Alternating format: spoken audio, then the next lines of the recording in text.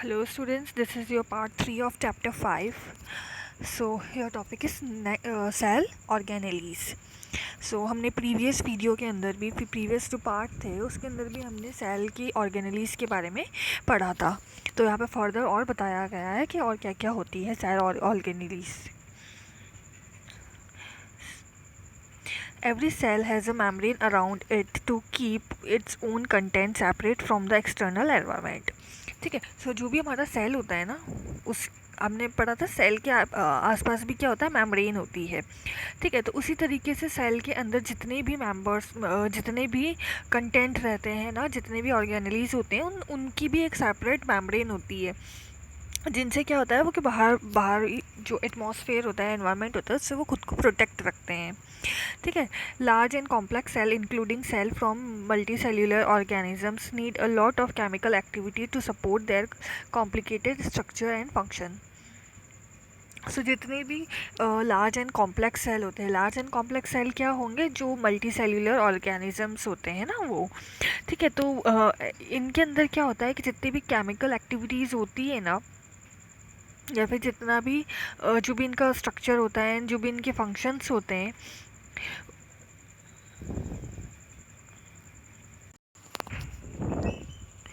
सो इनके फंक्शन के लिए क्या होता है, अलग अलग इनकी केमिकल एक्टिविटीज़ होती है। जितने भी फंक्शंस होंगे ना इस सेल के अंदर, उनके लिए क्या है, केमिकल एक्टिविटीज़ होती हैं अलग अलग।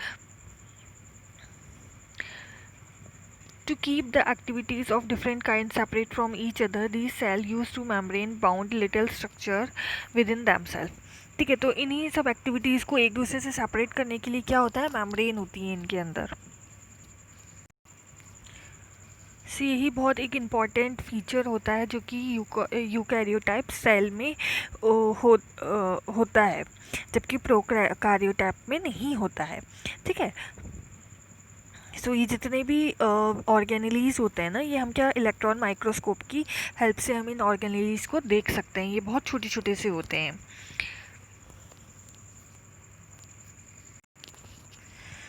सो यहाँ पे कितने कौन कौन से ऑर्गेनेलीज होते हैं सेल के, endoplasmic reticulum, Golgi apparatus, lysosome, mitochondria and plastid.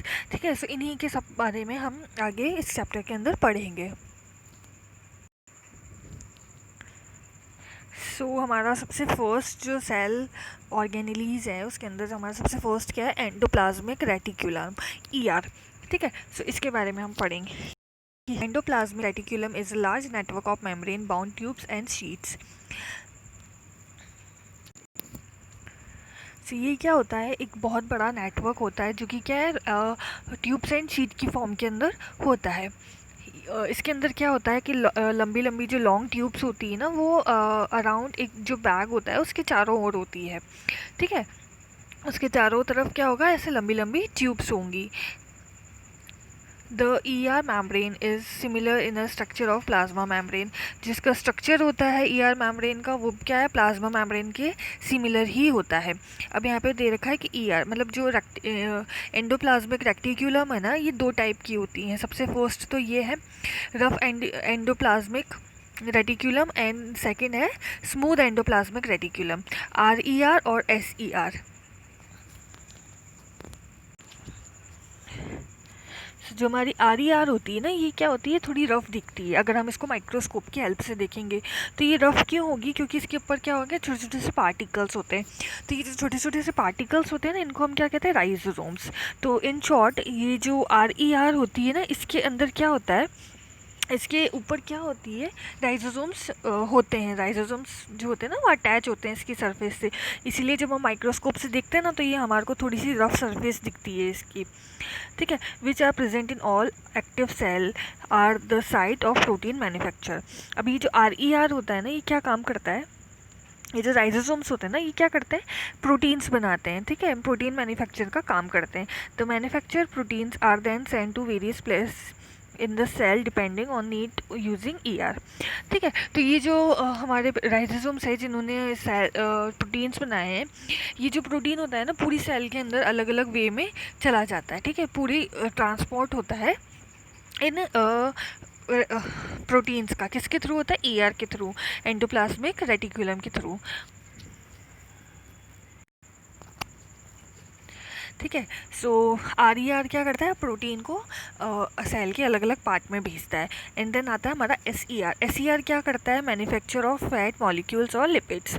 ठीक है, तो ये क्या बनाता है, हमारा फैट या फिर लिपिड्स जिनको हम कहते हैं ना, वो बनाता है SER। ठीक है। So some of these protein and lipid help in building the cell membrane.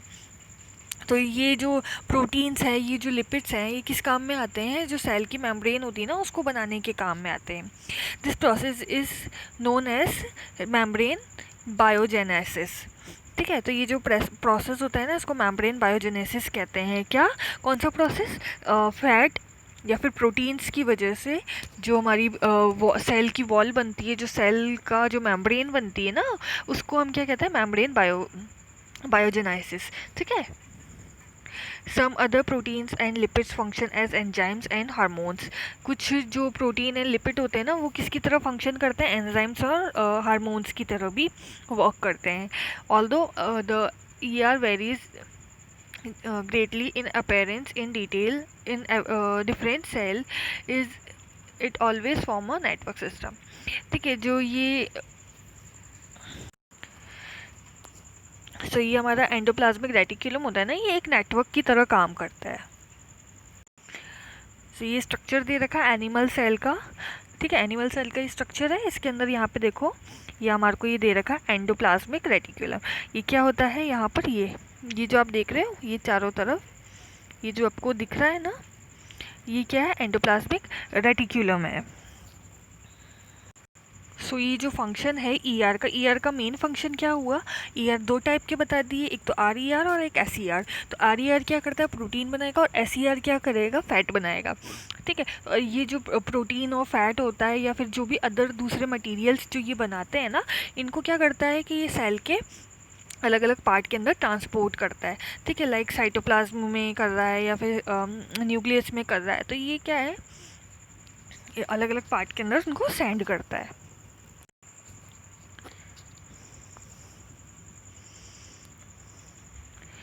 In liver cell of the group of animals called vertebrates, SER plays a crucial role in detoxifying many poisons and drugs।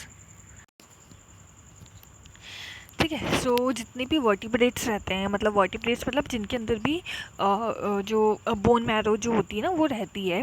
तो वो क्या होता है कि रीढ़ की हड्डी जो होती है ना, वो रहती है। तो उन एनिमल्स के अंदर क्या होता है कि ये जो SER क्या करता है, डिटॉक्सीफाई करता है। जो जितना भी पॉइजन या जितने भी ड्रग जो उसके अंदर सेल के अंदर बने हुए हैं, वो उनको डिटॉक्सीफाई कर देता है। ठीक है, नेक्स्ट है आपका गोल्जी अपरेटस क्या करता है कि इसको सबसे पहले डिस्क्राइब किसने किया था, कैमिलो गोल्जी ने। ठीक है, तो ये क्या होता है, इसमें भी मेम्ब्रेन होती है चारों तरफ। ठीक है, सभी ऑर्गेनेलीज के चारों तरफ क्या होती है, मेम्ब्रेन ही होती है। ठीक है, और ये क्या होता है कि पैरेलल और स्टैक की फॉर्म के अंदर अरेंज होता है। लाइक ये इस तरीके से होता है कि लाइक ये आप जो देख रहे हैं ना स्ट्रक्चर, ये इस तरह के एक के ऊपर एक होते हैं। जैसे यहाँ पे दिख रहा है गोल्जी अपरेटस, इसके अंदर क्या है, एक के ऊपर एक, ये स्टैक की फॉर्म के अंदर, स्टैक मतलब एक के ऊपर एक क्या होंगे, ये अरेंज होंगे। ठीक है, तो ये जो होता है ना, इसकी मेम्ब्रेन क्या होगी, ER की मेम्ब्रेन से कनेक्टेड होगी। तो इसी तरीके से ये भी क्या बनाएगा, एक कॉम्प्लेक्स सेल्यूलर मेम्ब्रेन सिस्टम बनाएगा। ठीक है, the material synthesised near to ER is packed and dispatch to various target inside and outside the cell through the Golgi apparatus. ये इसका वर्क दे रखा है, गोल्जी अपरेटस का वर्क, मेन वर्क क्या होता है, ये होता है। मेन वर्क इसका क्या होता है कि जो भी हमारा जो ER था, ER मतलब हमने एंडोप्लाज्म रेटिकुलम था, उसने क्या क्या बनाया था, प्रोटीन एंड फैट्स बनाए थे। तो ये जो प्रोटीन एंड जो फैट होते हैं ना, तो ये क्या करता है, गोल्जी अपरेटस इनको पैक करता है और डिस्पैच करता है। मतलब इनकी पैकिंग करेगा और फिर इनको वेरियस जो भी अलग अलग पार्ट होते हैं ना सेल के, उनके अंदर उनको सेंड कर देता है, सेल के इनसाइड एंड आउटसाइड। ये इसका मेन फंक्शन होता है। Its function include the storage, modification and packaging of product in vesicles. ठीक है, इसका मेन फंक्शन क्या होगा, स्टोरेज करना और उसको पैक करके और डिस्पैच कर देना सेल के अलग अलग पार्ट के अंदर। और इसका सेकेंड फंक्शन क्या होता है, इसका सेकंड फंक्शन होता है ये, जो कॉम्प्लेक्स शुगर होती है ना, उस शुगर को सिंपल शुगर के अंदर ये क्या करता है, डिवाइड कर देता है। ठीक है, सो ये the Golgi operators also inform the formation of lysosomes. ठीक है, तो सबसे पहले तो ये क्या करेगा, कॉम्प्लेक्स शुगर को सिंपल शुगर के अंदर ब्रेक कर देता है। ठीक है, एंड थर्ड इसका फंक्शन क्या है कि ये लाइसोसोम्स जो होते हैं ना, लाइसोसोम्स का फॉर्मेशन भी करता है। सो इसके 3 वर्क हो गए हैं। सो नेक्स्ट आपका है थर्ड ऑर्गेनलीज, लाइजोसोम्स। जो लाइजोसोम्स होते हैं ना, वो भी क्या होगी, एक मेम्ब्रेन होती है जिसके थ्रू बाउंड होते हैं। लाइक ये आपका लाइजोसोम है, इसके चारों तरफ क्या होगी, एक मेम्ब्रेन होगी।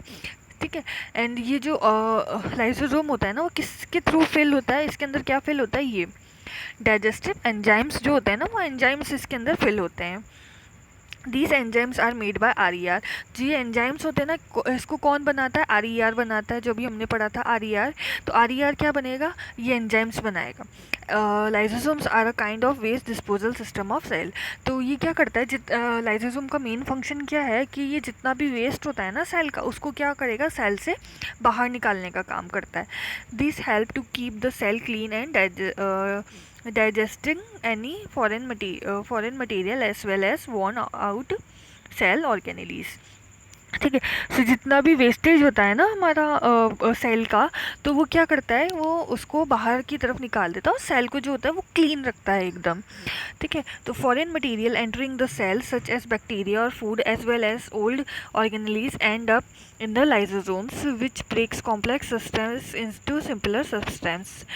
ठीक है, तो ये जो लाइसोसोम का मेन क्या काम होता है, जितने भी फॉरेन मटेरियल्स होंगे, लाइक कोई भी बैक्टीरिया अगर सेल के अंदर आ गया, या फिर इंटरनली जो भी वेस्टेज होता है, या कोई भी डैमेज हो गया कोई भी सेल का ऑर्गेनेलिस, तो वो क्या करता है, लाइसोसोम जो ब्रेक उसको सेल से बाहर निकाल लेता है। कैसे निकालेगा, वो जो कॉम्प्लेक्स सब्सटेंस जो होते हैं ना सेल के अंदर प्रेजेंट, उनको क्या करता है, सिंपल सब्सटेंस के अंदर सबसे पहले उनको ब्रेक कर देता है।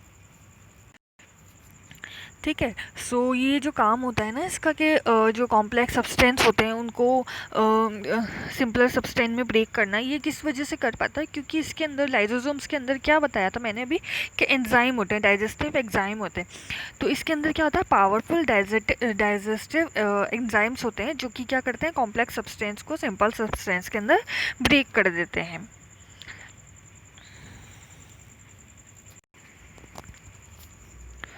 सो अगर सेल के अंदर ही कोई भी ऑर्गेनेल डैमेज हो गया है, तो वो लाइसोसोम क्या करता है कि बर्स्ट हो जाता है, और बर्स्ट होने के बाद क्या करता है, ये अपने ही जो सेल होता है ना, अपना ही जो सेल होता है उसको क्या कर देता है, डाइजेस्ट कर लेता है। तो इसी वजह से क्या होता है कि इसको सुसाइड बैग भी कहते हैं। ये इंपॉर्टेंट है कि सेल के अंदर सुसाइड बैग किसको कहते हैं, तो लाइसोसोम को सुसाइड बैग कहते हैं। और किस लिए कहते हैं, उसका रीज़न भी यहाँ पे ही दिया हुआ है। नेक्स्ट है आपका फोर्थ, माइटोकॉन्ड्रिया। माइटोकॉन्ड्रिया को क्या कहते हैं हम, पावर हाउस भी कहते हैं सेल का। ये बहुत इंपॉर्टेंट है कि सेल का पावर हाउस क्या होता है, माइटोकॉन्ड्रिया होता है। ठीक है, सो माइटोकॉन्ड्रिया के अंदर 2 मेम्ब्रेन होती है।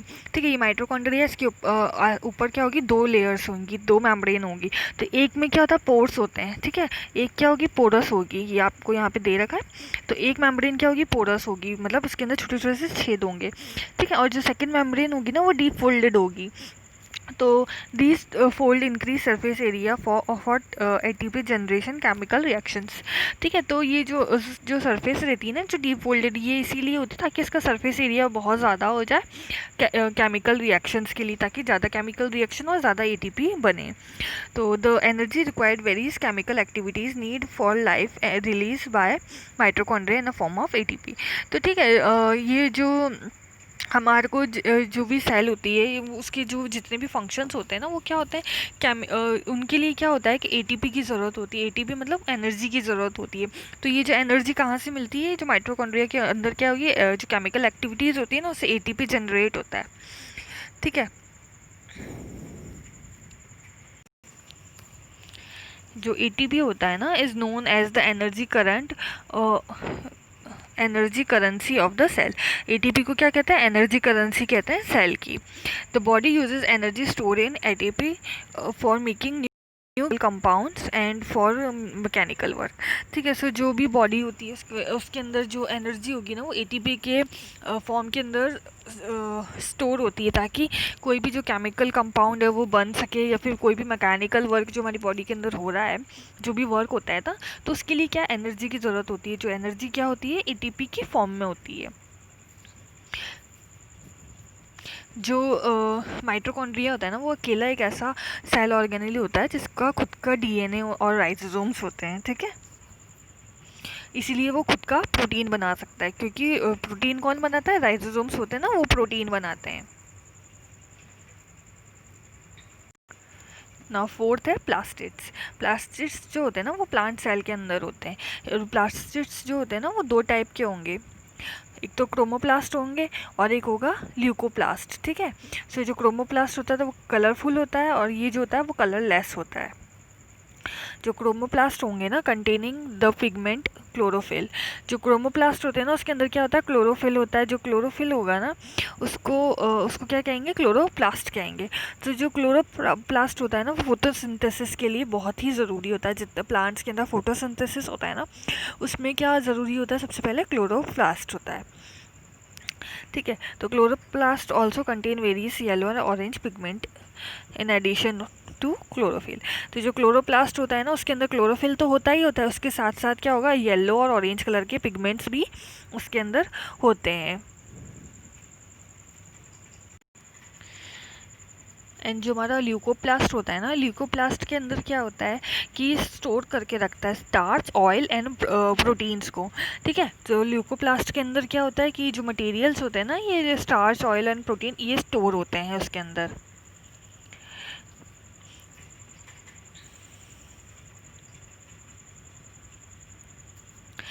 जो the internal organisation of chloroplast consist a numerous membrane layer embedded in a material called the stroma.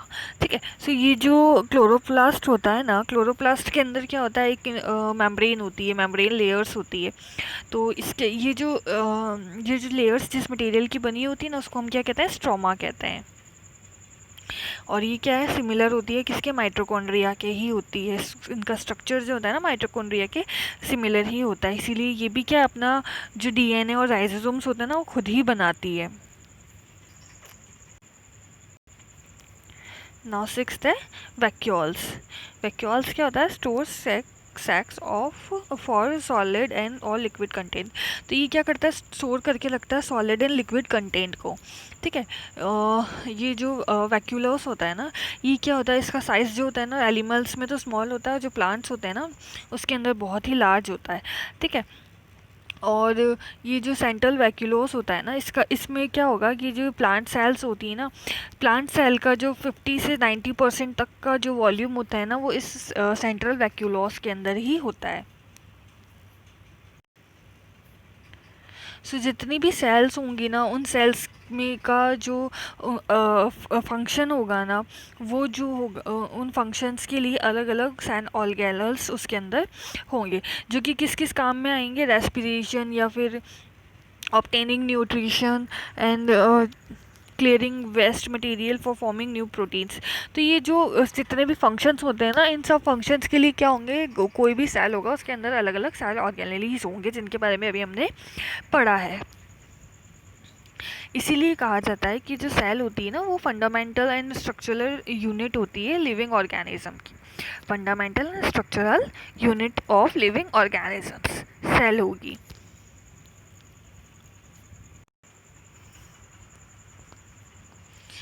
ठीक है, now cell division. Cell division क्या होता है कि जैसे जैसे हम ग्रो होते हैं या फिर हमारे जो पुरानी सेल्स होती हैं उनको रिप्लेस करना, तो इन सब के लिए क्या होता है, सेल डिवीज़न ज़रूरी होता है। ठीक है, तो उससे क्या होता है, नई सेल बनती है, पुरानी सेल्स ख़त्म होती हैं। तो ये जो सेल डिवीज़न होता है ना, दो तरह का होता है, मिटोसिस एंड मायोसिस। सबसे पहले आता है मिटोसिस। मिटोसिस के अंदर क्या होता है कि जो मदर सेल होती है ना, वो क्या करती है, डिवाइड होके दो आइडेंटिकल डॉटर सेल बना ली थी। लाइक ये मदर सेल हो गई, इसने क्या करा, दो आइडेंटिकल डॉटर सेल बना ली। और इसके अंदर क्या होगा कि जो क्रोमोसोम्स होते हैं ना इस मदर के अंदर, जितने क्रोमोसोम्स होंगे उतने ही क्रोमोसोम इसकी डॉटर सेल के अंदर भी होंगे। तो ये वाला प्रोसेस क्या होगा, मिटोसिस होगा। ठीक है। और एंड दिस जो सेकंड प्रोसेस होता है ना, सेकंड प्रोसेस क्या होगा, मियोसिस होता है। मियोसिस के अंदर क्या होता है कि इन्वॉल्व टू कॉन्सिक्यूटिव डिविजन्स। इसके अंदर क्या होगा, टू कॉन्सिक्यूटिव डिवीजन होंगे। मतलब पहले ये डिवीजन हो गया, उसके बाद इसका फर्दर और डिवीजन हो जाएगा। ठीक है। तो एक जो मदर सेल थी उसके कितने डिवीजन हो गए, 4 डिवीजन हो गए यहाँ पर। सो जब मियोसिस डिवीजन होता है ना, तो उसके अंदर क्या होता है, जो न्यू सेल्स बनती है ना वो कितनी बनेगी, 4 बनेगी। इसमें तो क्या बन रही थी, 2 ही बन रही थी। इसके अंदर कितनी बन रही है, मियोसिस के अंदर 4 बन रही है। तो जो न्यू सेल्स होते हैं ना उसके अंदर हाफ नंबर ऑफ क्रोमोसोम्स होते हैं। ठीक है। तो इसके अंदर हमने क्या पढ़ा था इससे पहले वाले में, इसमें तो क्या था, जितने मदर के पास क्रोमोसोम थे उतने ही इनके पास भी थे क्रोमोसोम। इसके अंदर क्या होता है, मियोसिस के अंदर, कि जितने मदर के पास क्रोमोसोम होते हैं ना उसके जस्ट हाफ क्या होंगे, इसमें इसमें होते हैं। लाइक इसके अंदर कितने थे, 4 थे, तो इसके अंदर कितने हो गए, 2 ही हो गए, इसमें भी 2 ही हो गए। अब इसके अंदर ये फर्दर डिवाइड हुआ तो इसके अंदर कितना हो गया, 1 क्रोमोसोम, इसमें भी 1 क्रोमोसोम, इसमें भी ये 1 है। तो ऐसे क्या होता है कि जो मदर होता है ना उससे क्या होगा, हाफ होगा। So we have completed this chapter. Thank you.